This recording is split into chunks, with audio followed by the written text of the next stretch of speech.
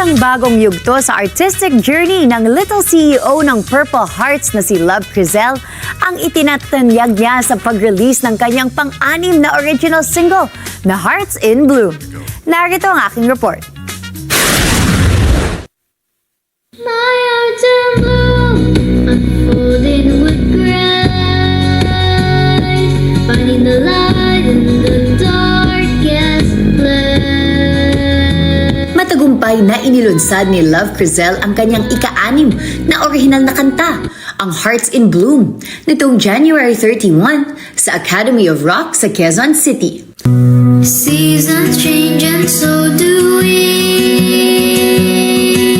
Storms can break but they set us free. Ang kantang Hearts in Bloom ay isinulat mismo ng kinikilalang Little CEO ng brand na Purple Hearts na si Crizel George, na hango sa kanyang hangaring simulan ang taon ng may kaliwanagan, pag-asa at emosyonal na paglago.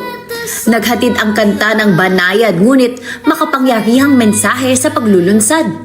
Ang mga bagong simula ay hindi kailangang malakas o perpekto. Ang mahalaga ay totoo. Hango sa tunay na karanasan ng paggaling at tahimik na lakas, ipinapakita ng kanta ang pagpili na bumangon mula sa sakit, matagpuan ang liwanag matapos ang dilim, at yakapin ang pag-ibig matapos ang bawat aral ng buhay.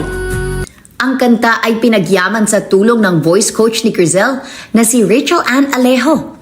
Sa ilalim ng produksyon ng Purple Hearts Production, ipinagpapatuloy ng proyekto ang layunin na lumikha ng musika na may puso at malalim na kahulugan.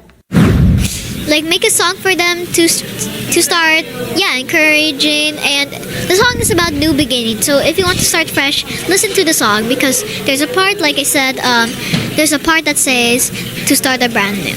Through the silence, the flowers grew.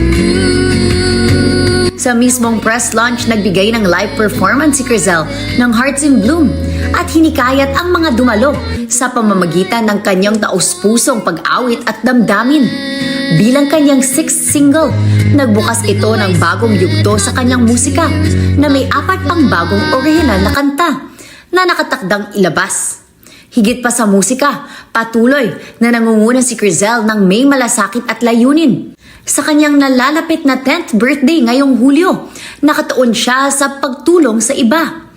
Kaakibat ng milestone na ito, plano niyang suportahan ang 10 organisasyon o individual sa pakikipagtulungan sa Purple Hearts Foundation bilang pagpapakita ng kanyang malasakit at advokasya.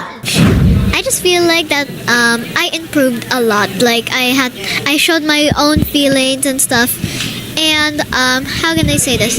In the music video, it ended strong, and it was fun. Yeah, tiring but worth it. Yeah.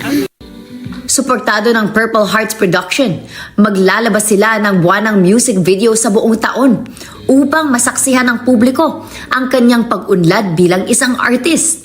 Ang kanyang unang 5 original na kanta ay maaari nang mapakinggan sa Spotify, Apple Music at sa YouTube channel na Love Crizel's World. Through the